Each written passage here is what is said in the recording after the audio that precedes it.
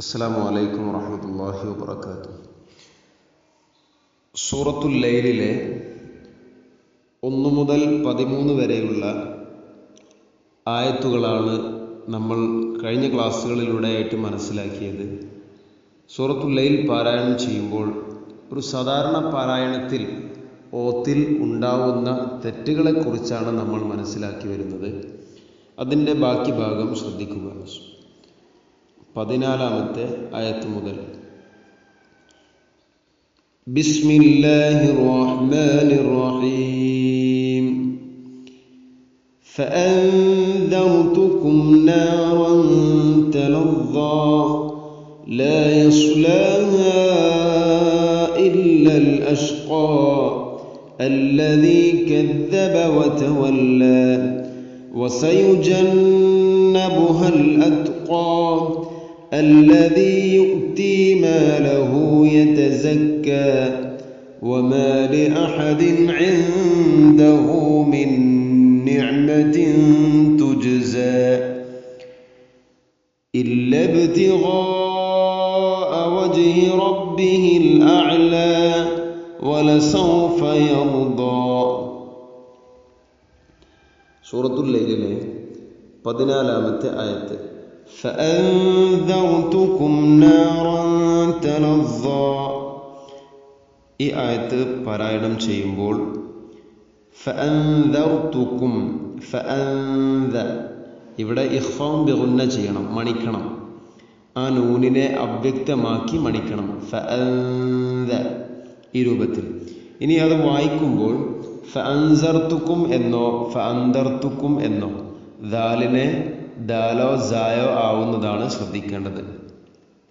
അതുപോലെ നാറന്ത ഇഖ്ഫാഉം ബിഗുന്ന, അവിടെയും നൂനിനെ അവ്യക്തമാക്കി മണിക്കണം. തലവ്വ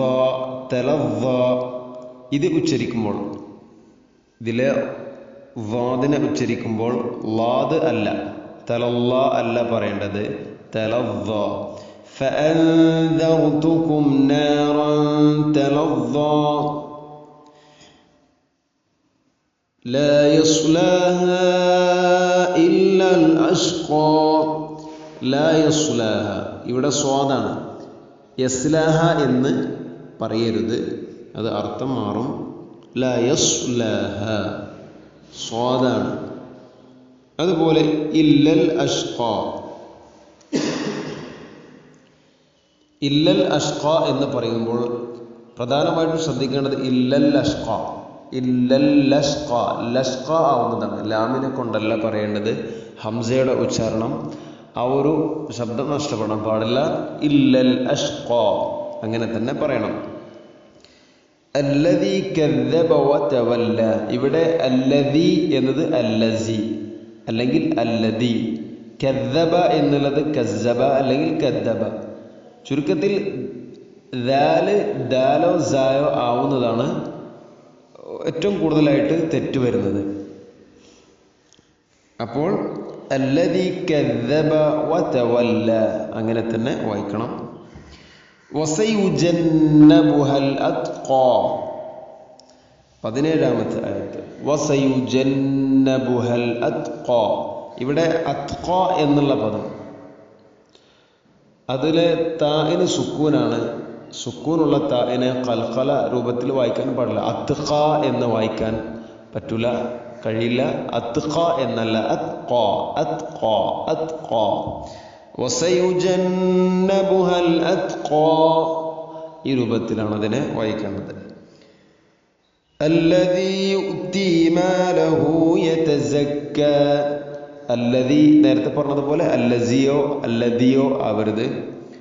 യുഅ്തി എന്നുള്ളതിൽ ഹംസക്ക് സുക്കൂനാണ്, അതിനെ ഖൽഖല ചെയ്യാൻ പാടില്ല. യുഅ്തി അല്ല, യുഅ്തി യുഅ്തി.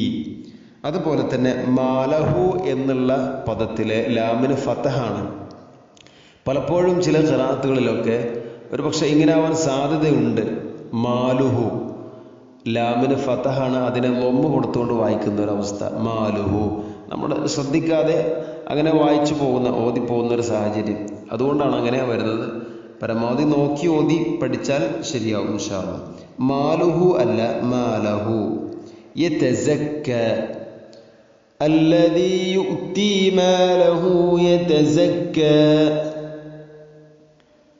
19-ാമത്തെ ആയത്ത് وما لأحد عنده من نعمة تجزى. ഇവിടെ وما لأحد عنده, وما لأحد, ഹാന്റെ ഉച്ചാരണം പ്രധാനമായിട്ടും ശ്രദ്ധിക്കേണ്ടത്. ഹ എന്ന അക്ഷരത്തിന്റെ ശബ്ദം അത് കേൾക്കണം, നഷ്ടപ്പെടുന്ന രൂപത്തിൽ ആവരുത്. വമാലിയാദിൻ ലിയാദിൻ എന്ന് പറഞ്ഞ് ഹാനെ വളരെ ഒരു സിമ്പിളായിട്ട് കേൾക്കാത്ത രൂപത്തിൽ ഹംസയോ ഹാഓ അതിൻ്റെ ഇടയ്ക്കുള്ള ഒരു ശബ്ദം പോലെ ഉച്ചരിക്കാൻ പാടില്ല. വമാലി അഹദിൻ, അഹ ഹ ഇങ്ങനെ തന്നെ ഉച്ചരിക്കണം. ഇൻദഹു മിൻ നിഅമത്തിൻ, മിൻ നിഅമത്തിൻ, മിൻ അതിലെ നൂനിനെ നിഅമത്ത് എന്ന നൂനിലേക്ക് ഇദ്ഗാം ചെയ്യുകയാണ് ചെയ്യുക.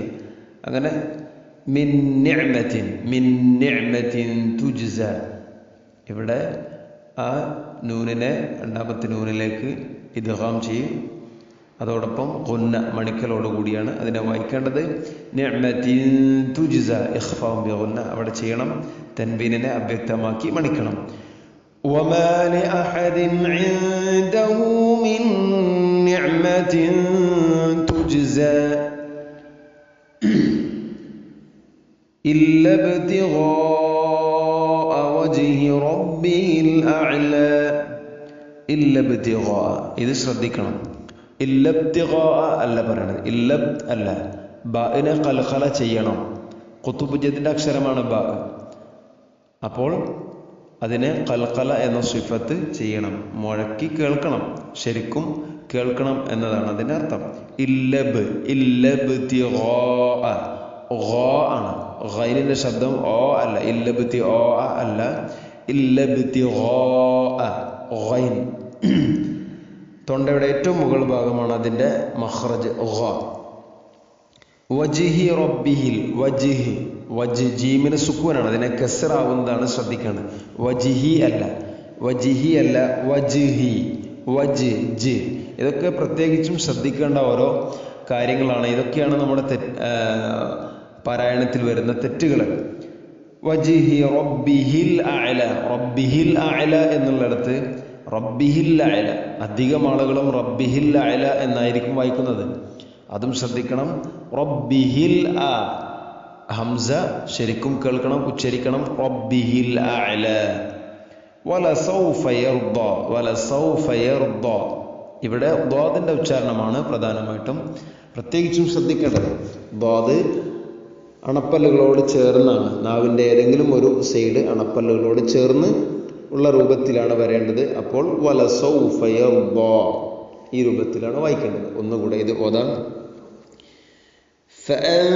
فأنذرتكم نارا تلظى لا يصلاها إلا الأشقى الذي كذب وتولى وسيجنبها الأتقى الذي يؤتي ماله يتزكى وما لأحد عنده من نعمة تجزى إلا ابتغاء وجه ربه الأعلى ولسوف يرضى.